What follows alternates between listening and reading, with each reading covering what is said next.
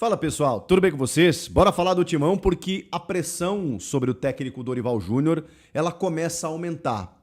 Mas será que já está sendo cogitada uma demissão? Já tem substitutos na lista? A gente vai falar sobre isso. E também no time que vai encarar o Santos no Clássico. O Yuri Alberto segue de fora, mas tem um retorno importante. Chega mais, eu sou o Chico Garcia, inscreva-se no canal e vamos juntos.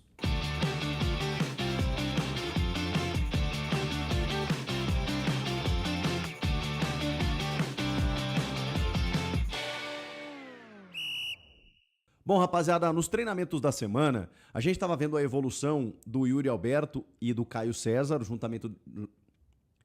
Bom, pessoal, nos treinamentos da semana, a gente estava vendo a evolução, né, da transição física do Yuri Alberto, do Caio César, do Matheus Pereira, jogadores que estavam lesionados, que não foram relacionados nessa última partida do Corinthians sobre o Coritiba, mas que poderiam voltar no Clássico contra o Santos.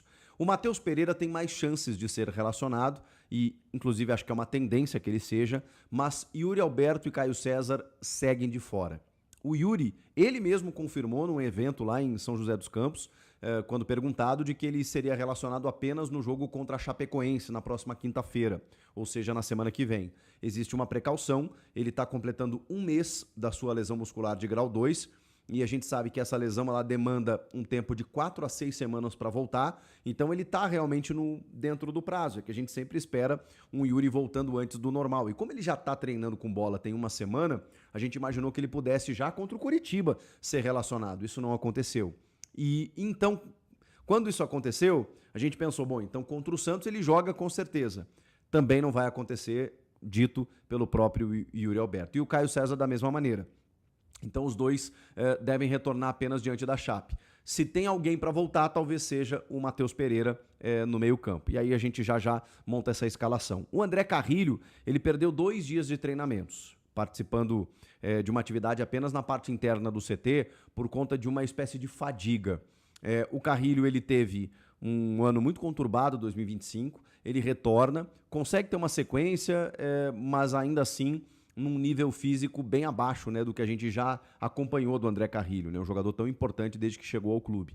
E agora, mais uma vez, né, a gente vai ter que se acostumar com essa rotina, são jogadores acima de 30 anos, jogando de 2 dias e meio em 2 dias e meio, aí não tem como. Não tem como, você não tem período de recuperação, por isso que é importante você ter um elenco um pouquinho melhor, e as lesões elas foram consequências de uma sequência de 9 jogos no mês de fevereiro, não tinha como ser diferente.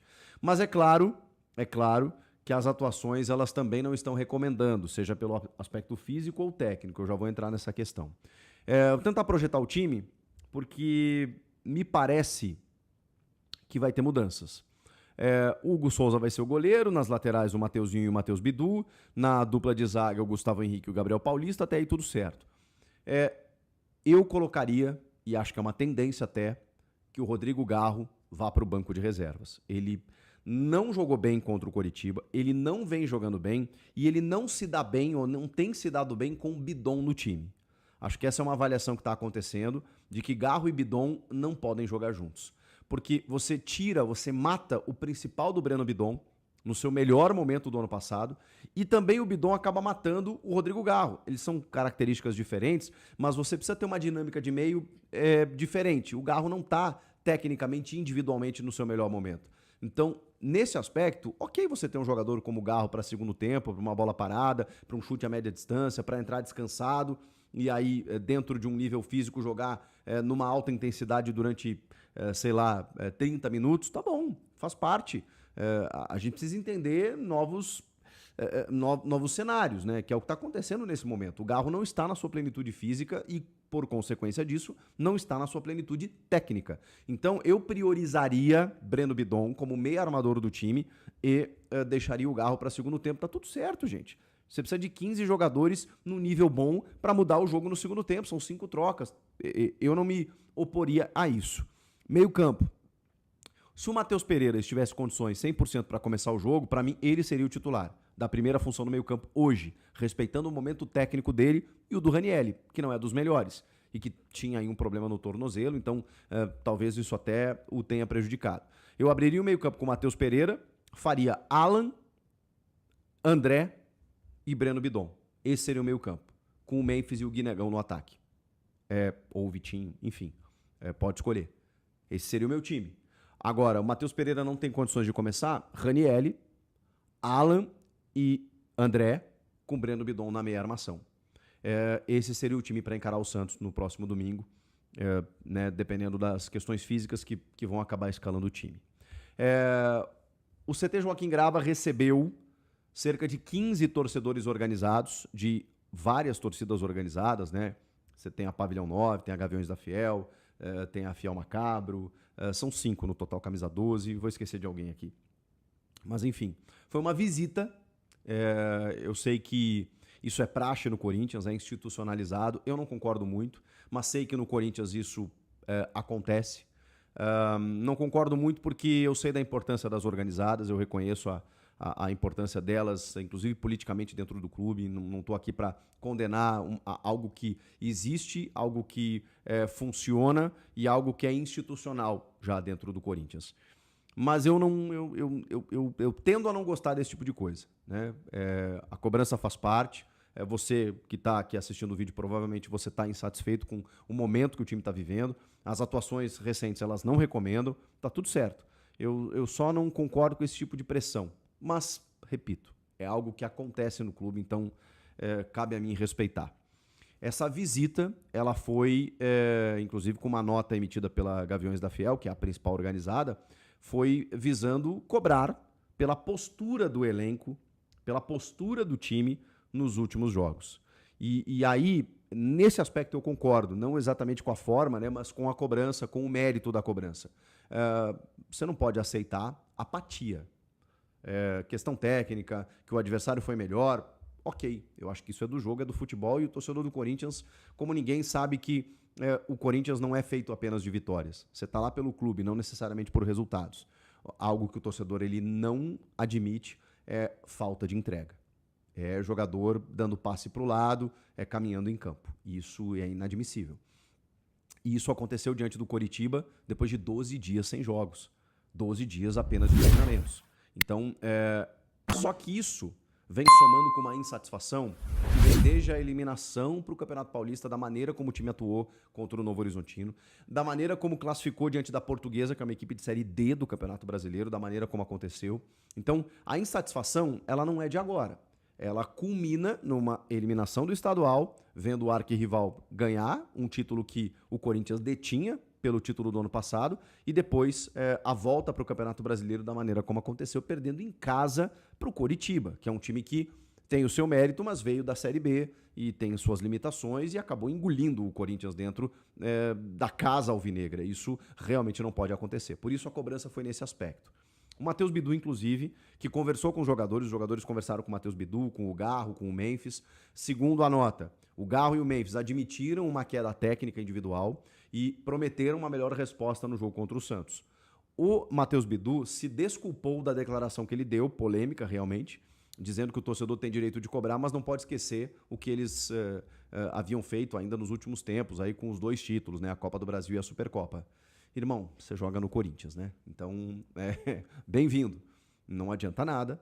E ok, foi legal, a gente valorizou. Você jogar da maneira como jogaram contra o Flamengo, inclusive, ganhando o título. A Copa do Brasil, tá tudo certo.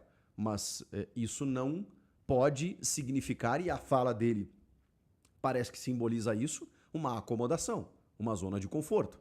Você não pode simplesmente, por conta desses títulos recentes, pensar que já cumprimos o nosso papel.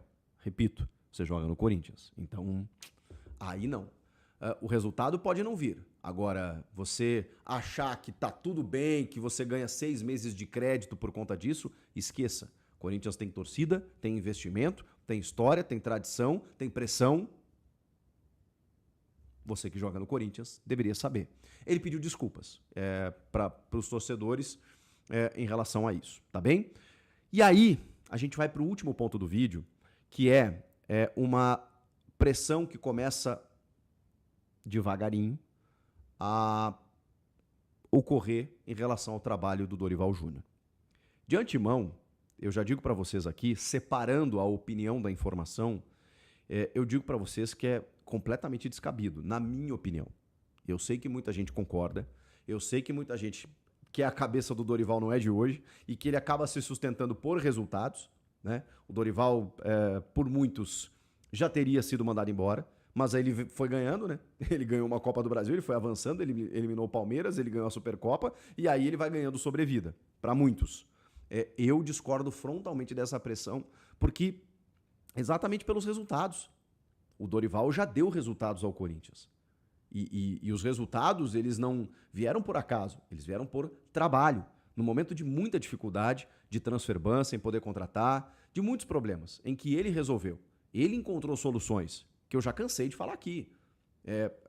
A dupla de zaga hoje é uma insistência dele, com a chegada do Gabriel Paulista, fixando ao lado do Gustavo Henrique. O crescimento dos laterais é trabalho do Dorival.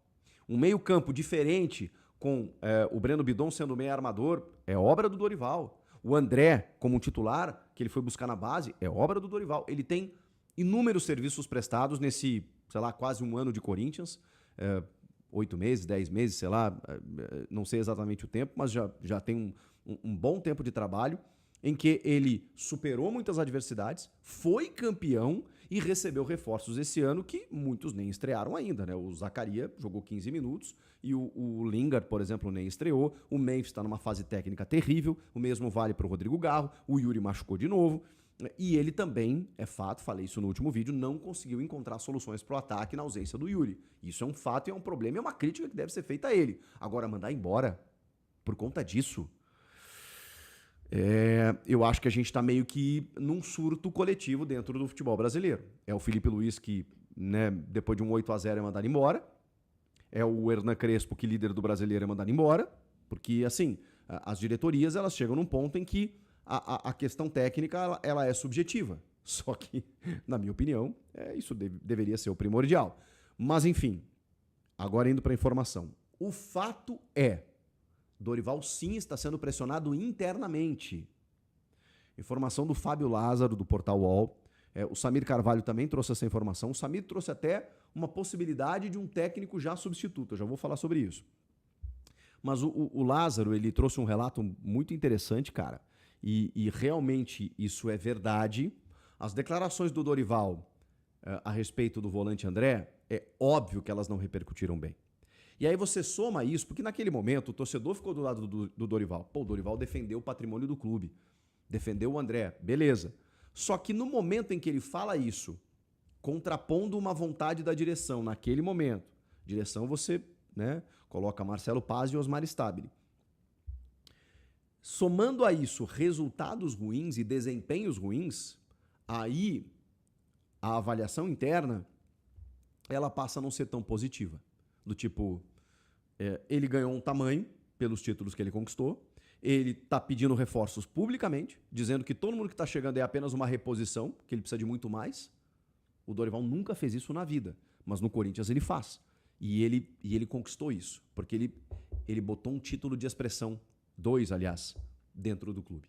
E aí você ganha tamanho. Isso incomodou pela maneira como ele se portou nas coletivas, pela sinceridade extrema, digamos assim. E aí você vem com desempenho ruim contra a Portuguesa, desempenho ruim contra o Novo Horizontino, eliminação e a derrota para o Coxa. Então, os 4 jogos sem vencer, da maneira como o time vem jogando, mesmo com esse tempo para treinar, colocaram uma gotinha a mais nessa pressão interna, nem tanto externa, que o Dorival Júnior vem sofrendo. Isso é fato. Isso está acontecendo. Eu discordo, mas está acontecendo. Se ele perder para o Santos, é sinal que ele vai ser demitido? Acho muito difícil. Acho muito difícil.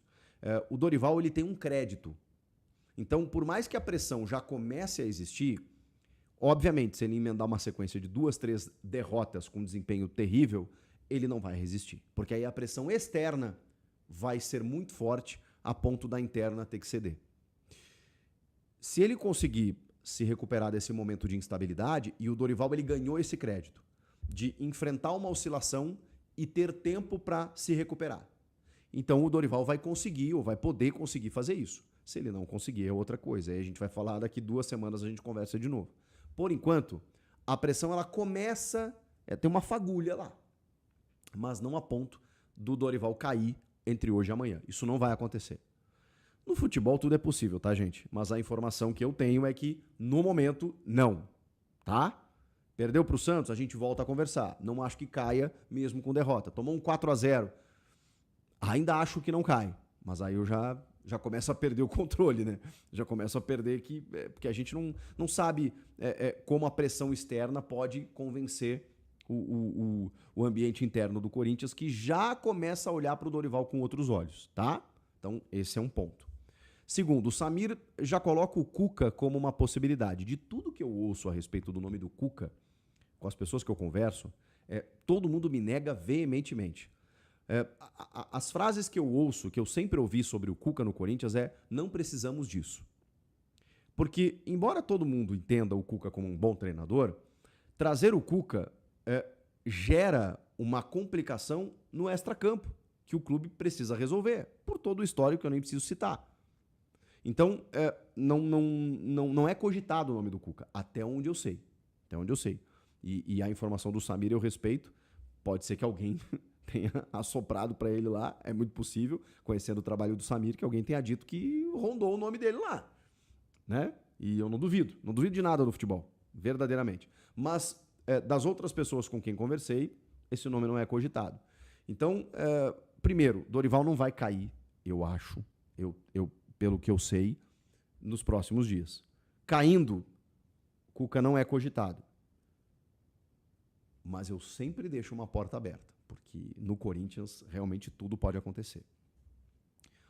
O grande resumo disso tudo o Dorival não tem mais a vida tão tranquila quanto tinha. E talvez resultados já não garantem mais treinador nenhum no futebol brasileiro. Porque o Felipe Luiz e o Crespo não caíram por eles, caíram por outras questões. E se o Dorival cair no Corinthians, talvez nem seja pelos resultados. Então é pra gente ficar atento. Mas é claro que o resultado, o que ele faz? Ele dá a desculpa que o dirigente quer.